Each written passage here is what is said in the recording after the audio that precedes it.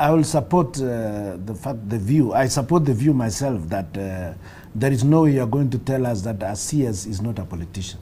He has to play politics because his job is policy and to play interface between the national executive and the voter. If there is no communication between government and the voter, the government dissolves. It's useless. It cannot function. There must be connection with the ordinary Kenyans. I don't expect Duale to go and forget about what goes on in Garissa, nor Kipchumba Murkomen, or Kithure Kindiki, or even Wahome, to forget about the women in where she was working. No, I don't think that is the intention of the president at all. And I wouldn't expect them to do that. They must continue to be the major PR persons in that government by continuously addressing issues that affect the ordinary Kenyans. If they decide to become aloof, then that will create a major problem for them. So in my view, the president that was a wisdom when he brings in about 15 who are ordinarily politicians. Even if they were not elected, they are politicians and they can help popularize his government. Because remember, the technocrats are the permanent secretaries, so they are called principal secretaries. Yes. Those are the ones who deal with the nitty-gritty of the details.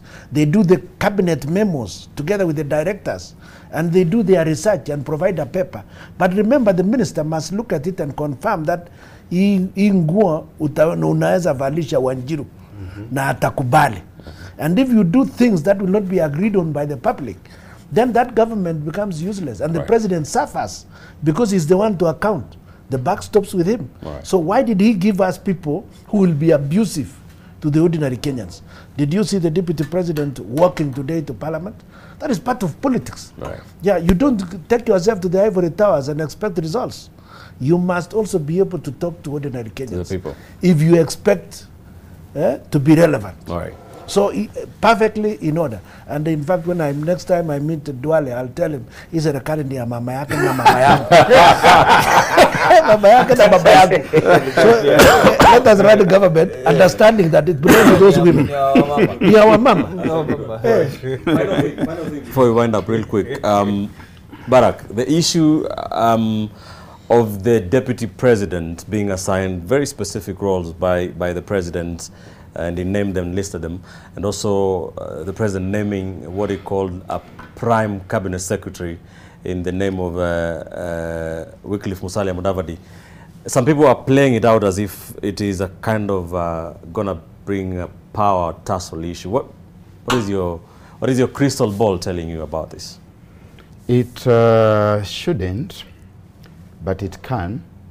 As you are aware that where there's going to be tussling and competition, it will always be there, regardless that the dockets are as far from one another as the poles.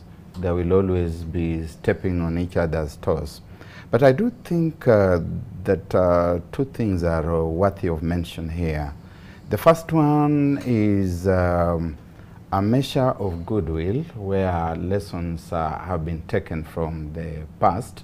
And we are talking about a president who has served as a deputy president and who, in all honesty, experienced a lot of humiliation, isolation, and even demonization with his boss, but a boss who was nonetheless with hands that were tied and therefore could not do anything about it. And during the campaign trail, therefore, made certain promissory sounds of goodwill. And as a measure of that goodwill, you say, I will allocate certain very specific roles and duties.